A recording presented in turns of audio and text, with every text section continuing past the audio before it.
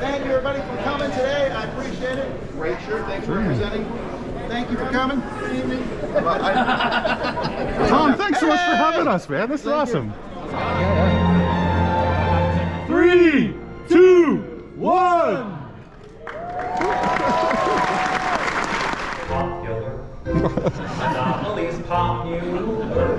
The game is red rail, and that go to jail, and the house free parking rule. Oh, the way that you anxiously flirt with bankruptcy. Stuff that makes a game uncool, yet it's popular. It's long and it's popular. Although I am one who dreams you'll pick better things from the ones here on the shelf. And they're great, if I do humbly say so myself. Alright, welcome to the Dice Tower. I'm Tom Vassell. Hi there, I'm Eric Summerer. And we run a small podcast called the Dice Tower Podcast, which is still happening occasionally. You can download and listen to it. Sure. With our co-host, Julia Hearn, who's also here tonight. You'll see her later. We are here presenting the best games of 2023. And I'm very excited about this, not necessarily because of the winners, which we're about to show you, but because I think every game on each of these nominated lists is fantastic. Welcoming games, though, I will share them, and with that, let's take a look at these nominees. Best welcoming game. And the award goes to Wandering Towers, designed by Michael Fishing and Wolfgang Taylor, both by Capstone Games.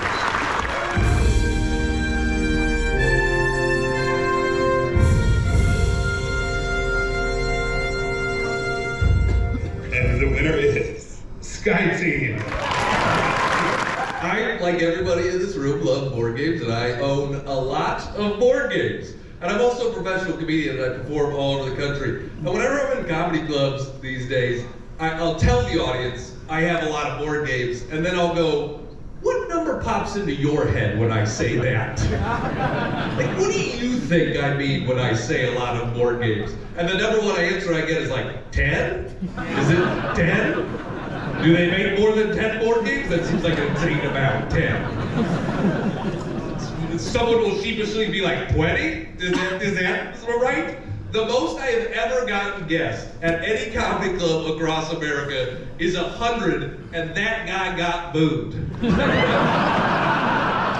like, that's insane. Why would you ever have that many? And then I have to be like, well, buckle up, because it's about 700.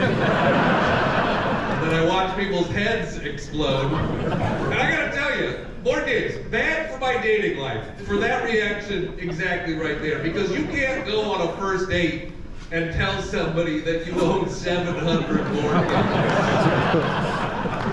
Right? It's a very normal first date question, like, what are you into? And I'm gonna be like, board games. And then in her mind, she's gonna be like, oh, that's cute, he plays Monopoly every once in a while. And then I will bring her back to my house and she will see 700 board games and go, oh, I have made a terrible mistake. And the funniest thing about this to me is I'm on her side. Like, I think she's right in this scenario, because 700 is way too much of anything if you are not also into that thing. Right? If I was like talking to a lady on a first date and I was like, what are you into? And she was like, oh, I love bobbleheads. I'd be like, oh, that's quirky, that's fun.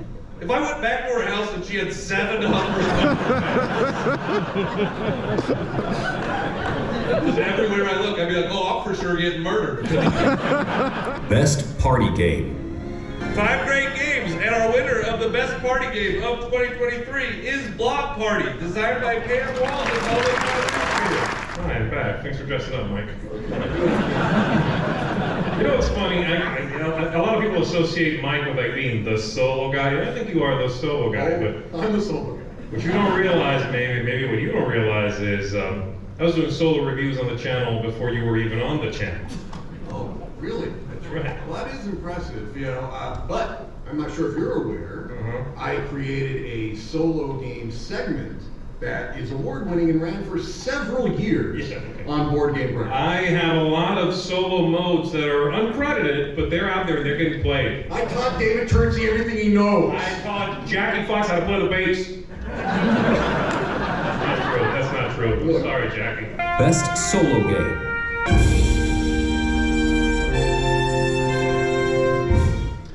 And the winner for Best Solo Game is Legacy of You, designed by Sean Phillips, published by Blackbird Gaming.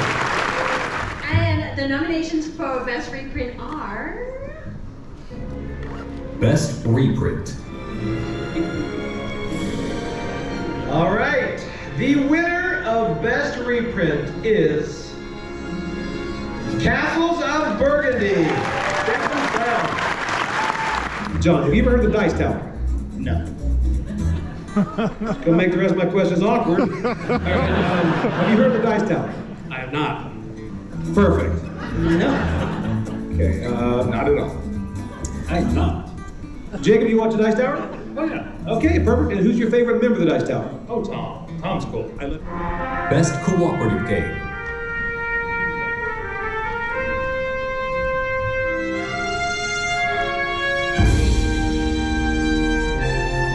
And the winner is Sky Team. Okay, let's hear the nominees. Let's hear the Mark. Yeah, nominees. let's do it. Best game from a small publisher.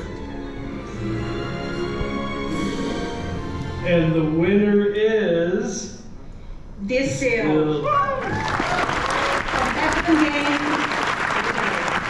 Fellow watching, to any aspiring designers out there, after or in the future, thank you for the games that you create.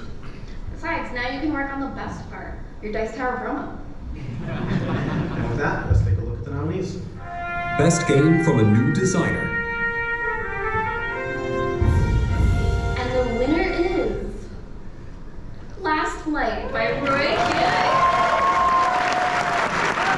Biggest thing people know about Tom Vassell is his hat.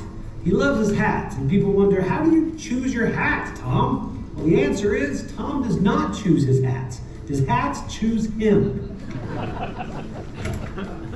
Hats. Who shall I wear today?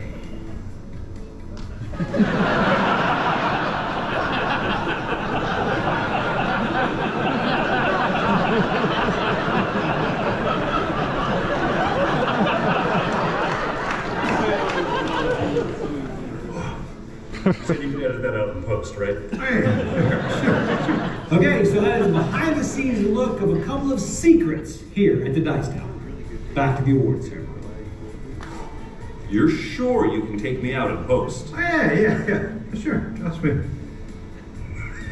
You might have noticed when you walk by, the 2 awards for Best Theming are not out there. Yep. It's because I'm gonna have them float on stage. Cool. Yeah. All right. Check this out, watch. Go ahead.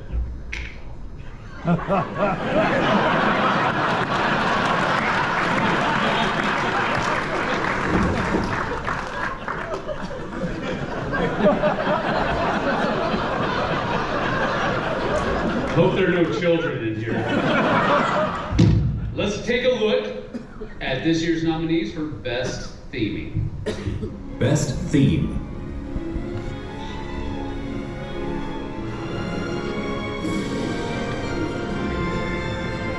The winner for Best Theming is Thunder Road. Hey, look, I'm gonna give this up because I don't want to make you angry. I'm sure I would not like you when you're angry.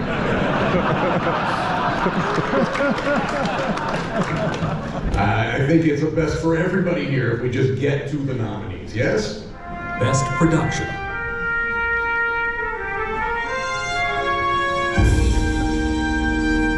The winner, Best Production Value, Castles of Burgundy, designed by Stefan Ford and published by Blackbird Gaming. Best artwork.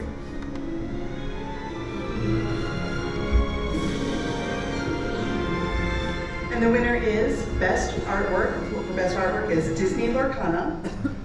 Corey Godby, Luis Huerta, Dan Kendall, Jake Parker, Mark, Dr. Claire Laboratory. The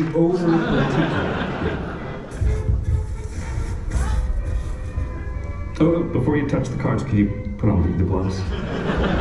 They have sleeves, but the gloves are to protect the sleeves. Some people. Alright, I think my guy is under here. Found him.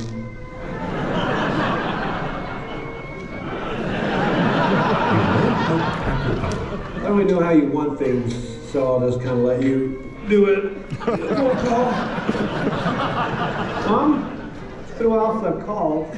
Strategy games are those games that you really want to dive into and figure out how the game works. And oh, they're so much fun. The ones that you can come back to time and time again and should stand up the test of time. And if you have 700 of them, people question the long-term effects on your family. There you go. Let's go ahead and take a look at the nominees. Best strategy game.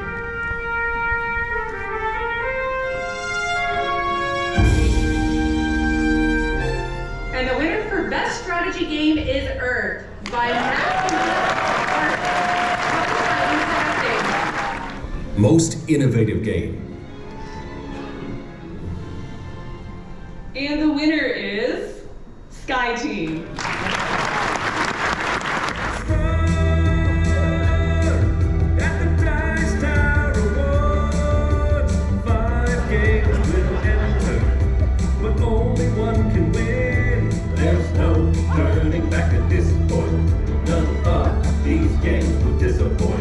If they were in fact the winner.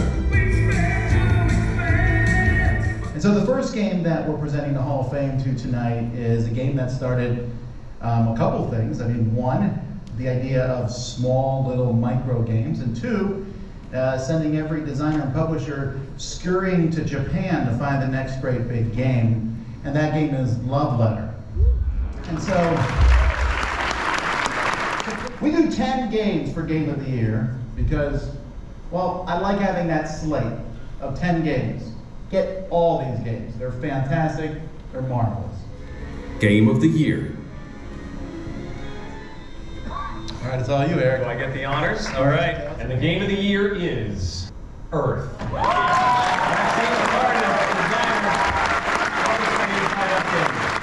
From all of us at the Dice Tower, from me, Tom Vessel. And me, Eric Summerer. Have a good night, everybody. Good night.